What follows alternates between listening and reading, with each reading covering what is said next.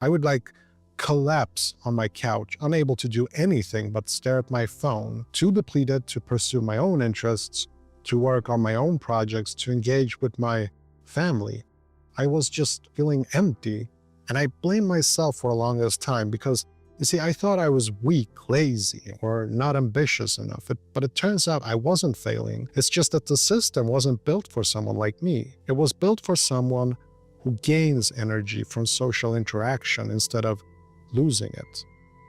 You see, I was trying to run a race in someone else's shoes and wondering why my feet hurt. So last year, I was in between consulting assignments, just waiting, sort of in limbo. Then my manager called and said, "We got nothing lined up right now, but there is this temporary gig. It's a receptionist position, just until something better comes along." And I thought, a receptionist? After years of consultant work, of, strategic initiatives, of stakeholder management, after building up this resume, this professional identity, my first instinct was embarrassment. Like, how would I explain it to people? What happens to my career progressions? But I needed to be a team player, so I said yes, thinking that would be a forgettable blip in my work history. But instead, it turned out to be the most peaceful 3 months I had in a decade.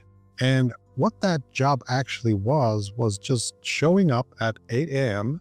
and sit in the front desk and answer phones when it rang, maybe like 3 or 4 times a day, let the truck drivers in by pressing a button, essentially, and greet the occasional visitor, reply to a few emails, keep the lobby tidy, and that was it. That was the entire job. And most of the time, I was completely alone. There were no meetings, no deadline looming, no performance reviews, no emails requiring immediate responses, no boss checking in every hour, no pressure to be on. They even told me to bring a book, and I would sometimes read during the quiet stretches, and I scribbled down ideas in a notebook. I looked out the window, and I was just thinking, I was processing, daydreaming, and it sort of felt like existing without performing. It was bliss, because for the first time in years, maybe since childhood, I could actually breathe. You see, my nervous system, it wasn't on high alert anymore. I wasn't dreading Monday. I wasn't spending Sunday night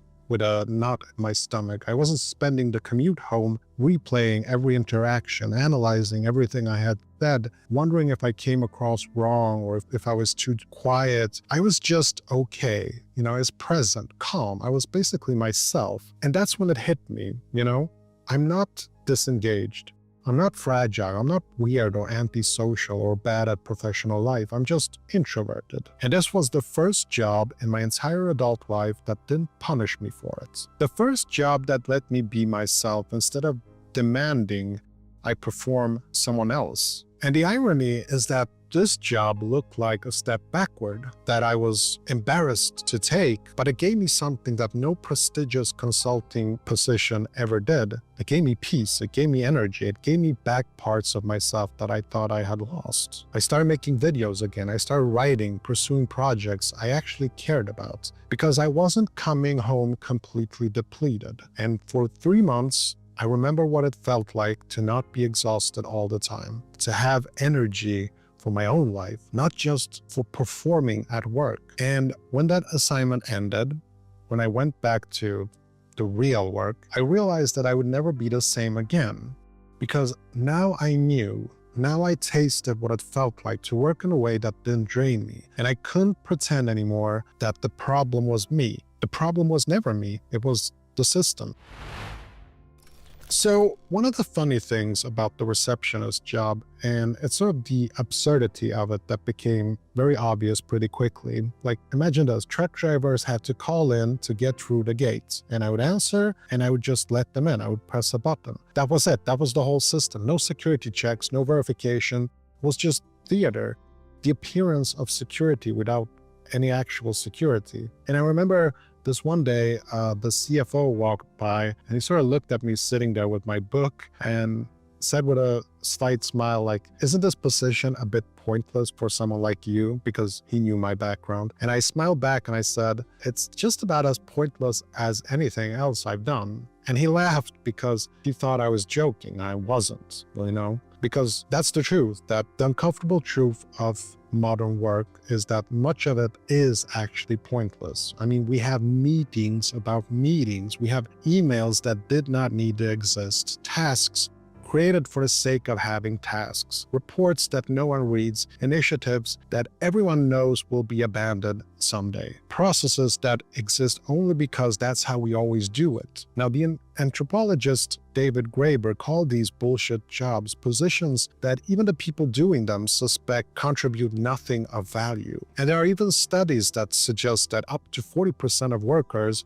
think that their job makes no meaningful contribution in the world. And here's what gets worse for introverts. All that performative chaos, all that busy work and theater, it's not just annoying or wasteful, it's a direct assault on your nervous system. An extrovert might find all of the activity energizing or at least neutral. For an introvert, it's actively draining, it's exhausting, it's overwhelming. Every meeting is like a tax on your energy. Every forced interaction just depletes you. Every moment of performance takes something from you that you'll need hours of solitude to recover. You're not just doing the work, you're doing the work while also managing the constant overstimulation of an environment designed for someone with a completely different nervous system.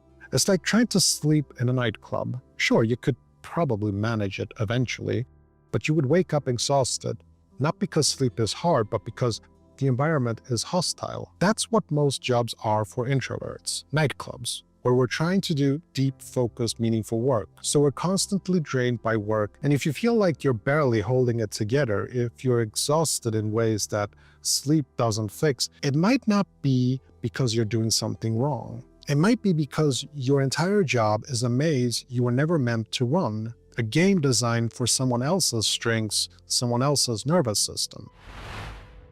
Okay, so the truth is that I never put that receptionist job on my resume. It just didn't fit the story I was supposed to tell, the narrative of constant career progression. But that job gave me something more valuable than a bullet point on LinkedIn, more valuable than any title or consulting project. It gave me clarity and self-respect in a way, because it reminded me of who I am, without the noise, without the mess, without the performance. It showed me that I'm not broken, that introversion isn't a weakness, that needing quiet and space doesn't make me defective. It makes me different, and different is okay. You see, I know you might be thinking, well, why don't I just get a job as a full-time receptionist? But that's not the lesson here. And besides, they actually replaced me with an automated system. The position doesn't even exist anymore. And the thing is that for those 3 months, it existed for me, and I felt like myself again, not the corporate version, not the performing version, just me. And that matters more than any career achievement I've ever had. Now, sadly, I'm back, at staring at spreadsheets, at regular jobs, back to feeling that pressure creeping in again, that weight of expectations, that performance of competence, that exhaustion. But something is different. I'm not the same as I used to be because I've seen another way. And once you've tasted what it feels like to work in a way that doesn't slowly kill you, you can't fully go back to accepting the cage as normal. So my question for you is, what would it look like to build a life that actually fits you? Not the life you're supposed to want, not the career path that someone else told you to follow, but a life that fits your actual nervous system, your actual needs, your actual way of being. For me, that quiet receptionist desk gave me clues. It showed me what I need. I need minimal social stimulation. I need time alone to think. I need work that doesn't require constant performance. Now, for you, it might be something different. Maybe it's like working in a quiet library or writing code remotely, where you interact with humans very minimally. Maybe it's editing videos alone. Maybe it's working night shifts when the office is empty. Maybe it's freelancing where you control your own schedule. Maybe it's starting your own business where you get to design the work environments. But the honest truth here is that not all jobs are hell for introverts, but let's be very honest here, most of them are. Most of them are designed by extroverts for extroverts, with the assumption that everyone gains energy from the same things. Most of them mistake constant collaboration for productivity, noise for innovation, and visibility for value.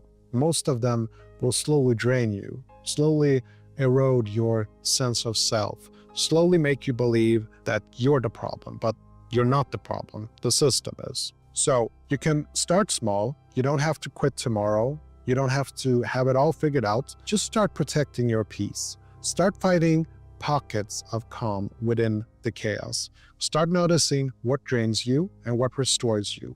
Start building slowly towards something that fits better. Maybe that's setting boundaries, saying no to after-work drinks, or eating lunch alone without the guilt, working from home when possible. Maybe it's building skills you can use in a more introvert-friendly field. Maybe it's starting a side project. Maybe it's just acknowledging the truth. You weren't built to run a race designed for someone else. You were built for depth and stillness and not chaos, for focus, not constant switching, for meaning, not performance. You don't have to keep pretending. You don't have to keep believing that you're broken because the system doesn't fit you. You can build a life that actually fits you. One small decision at a time, one boundary at a time, one step towards work that doesn't require you to betray your nature just to survive. Now, it won't be easy. The world still rewards extroversion, but it is possible, and you deserve it. You deserve to feel like yourself, not just on weekends, not just on vacation, but in your actual daily life, in your actual work. That quiet receptionist desk taught me that, and I'm never gonna forget it. Work doesn't have to be hell, not for anyone, but especially not for introverts. The system wants you to believe that you're the problem, that you need to change, adapt, fix yourself, but that's a lie. You're not broken. The system is just loud, and somewhere out there is work that fits you, work that doesn't drain you, work that lets you be yourself instead of demanding you to perform to be someone else. Now, it might take time to find it, it might take courage to build it, but it exists, and you deserve to find it. Thank you for watching.